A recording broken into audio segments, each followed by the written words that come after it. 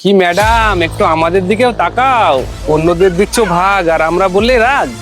আপু ফোন বিক্রি হয়ে গেছে? না রে, খুব চেষ্টা করলাম ফোনটা বিক্রি করার, কিন্তু বিক্রি হলো না। আবার সন্ধ্যাবেলা যেতে হবে, আল্লাহ মুখের দিকে তাকালে বিক্রি হয়ে যেতেও পারে। বাড়িতে তো কিচ্ছু নেই, তাহলে এখন কি খাবো? আমার খুব খিদে পেয়েছে।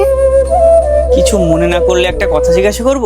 আপনি আমাকে বলবেন আপনার কি সমস্যা? আমি যে অফিসে চাকরি করতাম সেখানকার চেয়ারম্যানের নজর খুব খারাপ ছিল, তাই আমি চাকরিটা ছেড়ে দিয়েছি। যেটুকু টাকা কাছে ছিল তা দিয়ে কিছুদিন সংসার চলেছিল, এখন আর আমাদের কাছে টাকা নেই। আমরা আজ সারাদিন কিছুই খাইনি। আমার ছোট বোন খাওয়ার জন্য কান্না করছে। একটা পাতলা করে ছেলের কাছ থেকে সমিতির টাকা নিয়েছি। ওই ছেলেটা প্রতিদিন আসে টাকা চাইতে।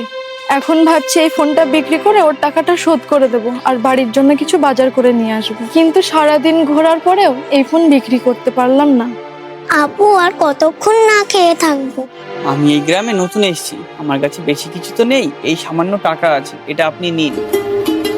ভাই, বাড়ির পাশের লোকেরা আমাদের প্রতিবেশী, আর প্রতিবেশীদেরকে সাহায্য করা নবীর সুন্নাত, কারণ তারাই আমাদের খারাপ সময়ে আমাদের পাশে থাকে।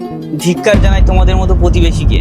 তারা এটা জানে পাড়ার মেয়েটা কখন বাড়ি থেকে বার হচ্ছে, কখন বাড়িতে ঢুকছে, কার সাথে কথা বলছে, কোথায় যাচ্ছে, কিন্তু তারা এটা জানে না পাড়ার মেয়েটা ক্ষুধার যন্ত্রণায় মুঠো খাওয়ার জন্য সারা দিন এদিক ওদিকে ছুটে বেড়াচ্ছে। না জেনে শুনে কারোর উপর অপবাদ দেওয়া একদমই উচিত নয়।